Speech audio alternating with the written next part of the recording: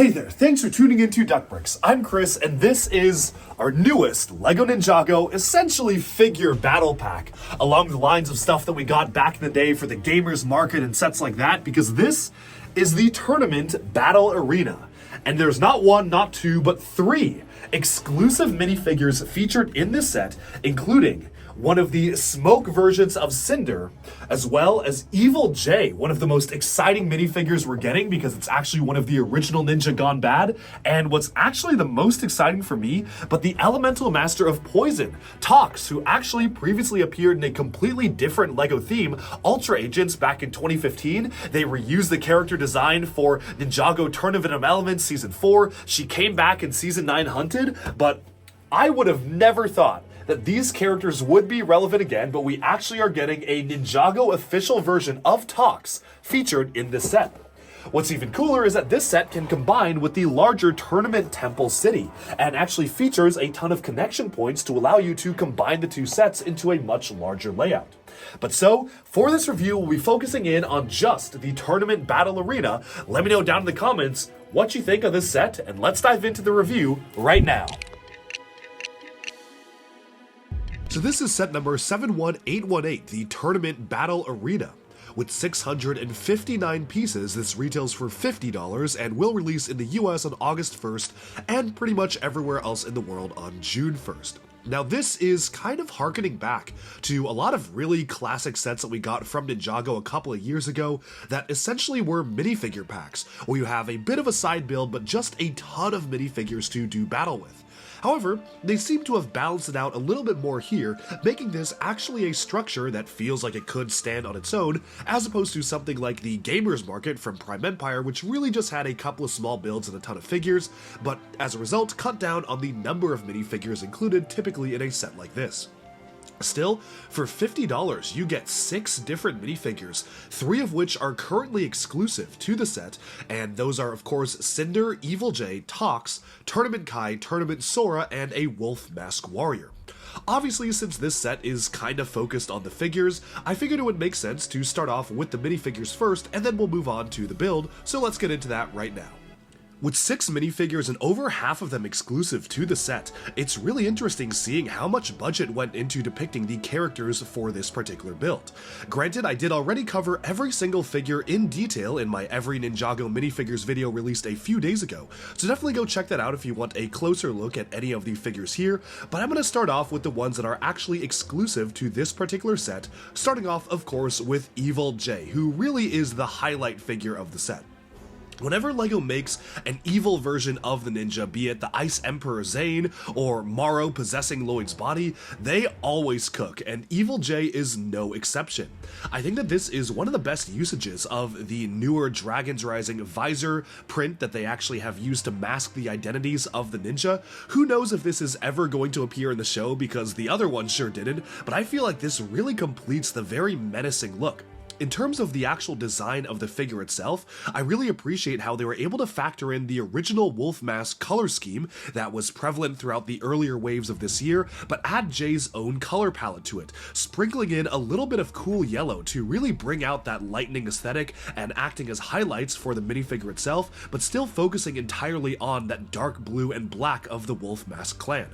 Altogether, this is a phenomenally produced minifigure, and I'm really happy they recolored the brand new armor piece in black to really tie it all together, suggesting that this minifigure is kind of like a cross between the regular ninja tournament suits, but also part of the villain faction.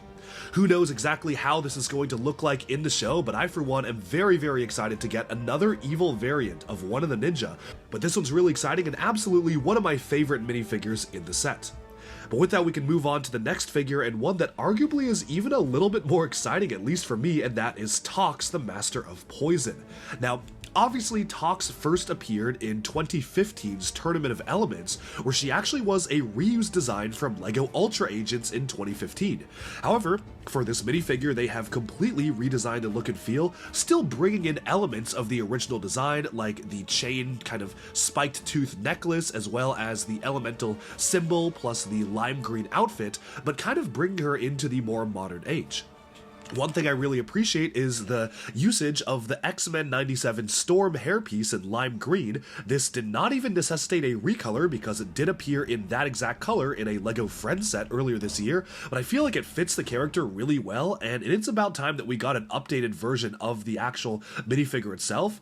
If you had asked me if I would expected to get this minifigure in 2024, nearly 10 years after Tournament of Elements and Ultra Agents, I would have said no way, but this is super cool to actually get as a figure. I only hope that maybe it might have been useful to use the minifigure slots to depict potentially new elemental masters like Geo or other characters that we just got in Dragon's Rising, but this is still very, very cool to get as a minifigure, and I am super happy with the overall design and can't wait to see if they'll do more stuff like this, like an all-metal Karloff, or bring us back some of the other elemental masters redesigned in a more modern sensibility. And moving onwards from that, we can take a look at one of the villain minifigures of the set, and that is Cinder. I'm gonna be completely honest, I am a little bit mixed on Cinder's design, and most of that is because of the usage of the smoke tail piece, which I think is generally an okay piece that they introduced in Possession for Ghosts, and it works well for characters like that, but I'm not super sold on it being used for Cinder in particular. I think a much better piece to use would have been the Energy Nia bottom piece, aka the hidden side ghost element piece that you kind of stand a minifigure in.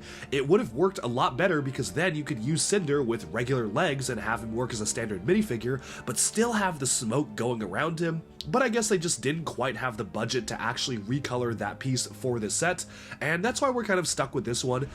I mean, it's alright, but I definitely do feel like I would have preferred having those legs and alternate smoke piece, especially because you're paying $50 for essentially a figure pack set with a nice side build, but obviously the focus is on the figures. I would have really expected the figures to be really good.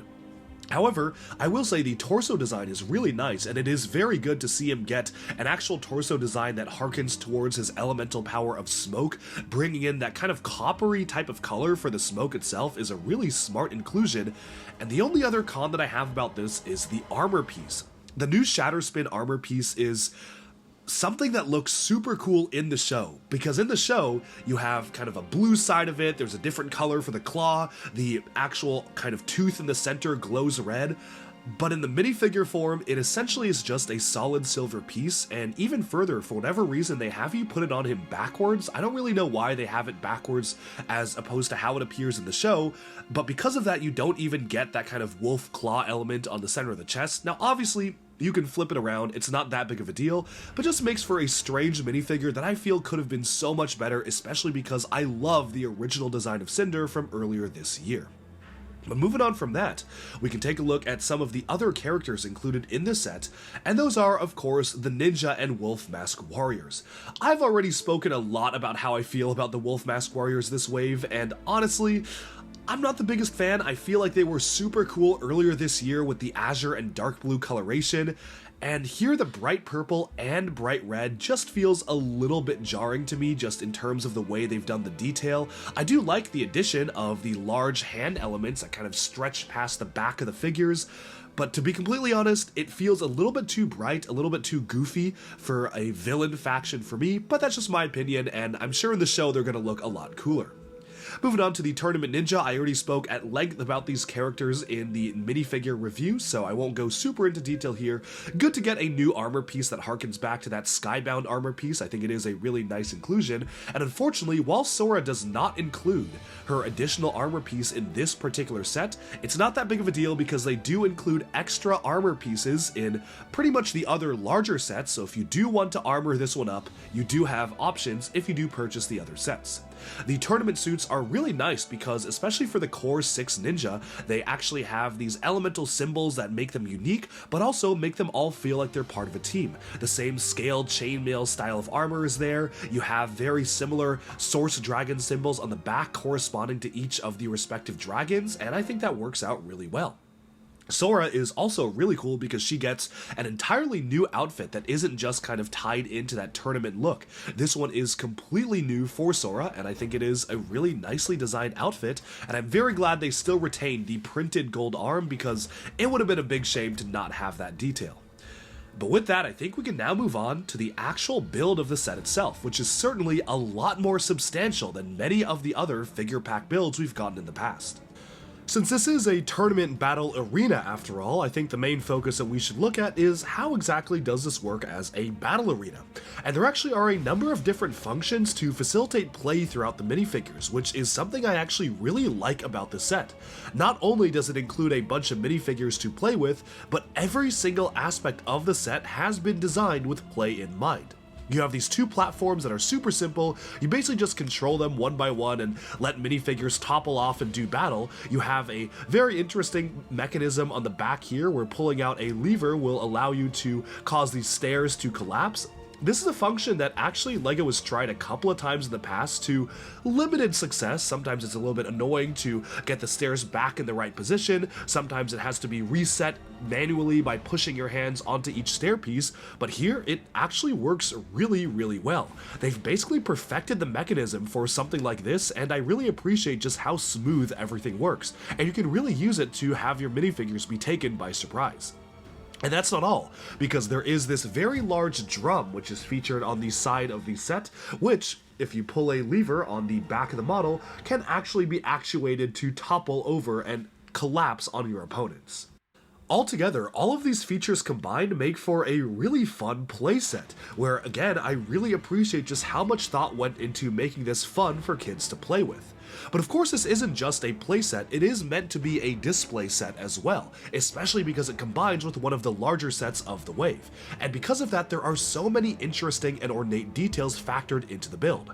From a brand new mold of a small Source Dragon statue here casted in pearl gold, which looks really good and only otherwise appears in two other sets in the wave, to a brick-built version of a statue that I'm not really sure who this is supposed to represent. Could it be Sensei Wu or the first Spinjitzu master, or maybe a new character that we don't know of? This is chock full of all sorts of interesting details. One thing I do have to say though is that I'm not super convinced of the statue build. I really do like how they attempted to make it look like a statue of a minifigure by utilizing the pieces they had. I just feel like it should have been maybe a little bit bigger. Right now it feels almost goofy or chibi-esque in a way that I don't think was necessarily super intentional, and while I do appreciate the attempt to make it feel like an interesting brick-built statue with the legs kind of in a meditation pose, it just feels like it's a little bit too small compared to some other statues that could have made it a lot bigger, and if they used building techniques or even the same scale as the Giant Man figure or something like a larger scaled up minifigure, I think would have been a little bit more striking, but I do understand they were working with a limited budget. Moving onwards to the other parts of the set, you have a very, very small weapons rack with a little fall tree on the top. You have a sticker depicting some of the Source Dragons, so just some nice details included in the set. But of course, the main feature is that every single aspect of this build is fully modular. Everything is held together by a system of interlocking Technic pins. It's actually the same system that they use on the LEGO Monkey Kid modular building style of stuff, where you can actually just stick these Technic pins to each other, so technically you could connect this up to Monkey Kid sets if you wanted to, but of course, the main reason as to why this feature actually exists is to combine it with the Tournament Temple City, the larger $250 set of the wave, and you can see some exposed pins to facilitate that. So here's how this works. Essentially, there is an exposed set of Technic pins on the side of the larger Tournament Temple City. These are actually covered up by these smaller slope elements, these 2x2 dark gray slopes, so it looks completely innocuous from the outside and you wouldn't even know there was a mechanism to attach them, but you essentially just stick one of the pieces on. That brings the tournament style of center into the center of the set, and you actually are able to just flesh out the scene in a much larger scenario by doing this. You basically take the two side elements, the statue and the drum of the smaller set, connect them up to the bridge, and then you have the tournament arena in the center of the pagoda style of build, which I think actually works out really well. It puts the action and the focus of the battle and the tournament in the center of the set, while having some of the more ornate details be off to the side to really just add to the scenery and flesh it out. One thing I will say is that somewhat strangely, there are a couple of different components that are left behind. Obviously, the 2x2 dark gray slope pieces don't really have anywhere to go with the combined model. However, you can just stick them onto the base of the statue, and I found that works out really well. And the same goes for these two smaller dock pieces, the crane and the little dock loading platform. Officially have nowhere to go, but there are connection points for them, so you can just stick them to the arena battle center, which I did here, and it totally works out that way, so it's not that big of a deal. Altogether, it is really cool how they actually have a combination feature making this set modular with the larger one of the wave, and the added bonus is if you buy both of these sets, you will have pretty much every single minifigure included in the entire wave. Sure, some of them might be missing an armor piece here and there, but all the unique figures are present in just these two sets, which I think was clearly very intentional, and I really appreciate how LEGO did that, especially for the minifigure collectors who really just want to get all the minifigures in one go. Altogether, I really did like this set. And I think for $50, I initially thought that was a little overpriced, especially when first seeing images of it surface online, but my opinion was completely turned around once I actually built it. 6 minifigures for $50 and 657 pieces is actually pretty good, and I ended up liking this set a lot better because I feel like it succeeds where many other figure pack sets have not really succeeded in the past, where the build is substantial, every aspect of the build is meant for both play and display, and the figures are by and large pretty good, with Cinder being the only one I feel could have been improved by a wide margin. Overall, those are my thoughts on the tournament battle arena. Let me know in the comments what you think. I'm super curious what folks think of the figures, the set, the play feature. Do you think it's worth $50? Because I initially thought it wasn't, but now I kind of like it a lot more, and I do feel like it is growing on me in terms of the price. 40 or 45 would have been a lot better, but I really find it hard to justify that given the amount of figures, the amount of new and exclusive figures, and how substantial the build is in general. That's all for this review, and thank you for watching. Alright, so that sums up our review of the Tournament Battle Arena, a really interesting build that basically acts as a minifigure pack for Ninjago fans, and I'm glad they're still doing cool stuff like this. While the build itself is nothing super crazy compared to some other Ninjago stuff we've gotten before, easily the best thing about it is that it does combine with the Tournament Temple City here, and I think it's really cool whenever LEGO does these modular sets that really are built to combine and connect with each other. So it just adds a lot more onto the scene, and overall, the highlight for me are the exclusive figures, especially Evil J and TOX. Super cool to get them in a set like this, and of course, that's been my review. Let me know down in the comments below, what do you think of the set? Do you like it? Do you dislike it? And will you be picking this up when it launches this summer? Thanks so much for tuning in to Duck Breaks. Be sure to like and subscribe for even more LEGO news, reviews, discussion, and analyses coming your way very soon, and bye for now.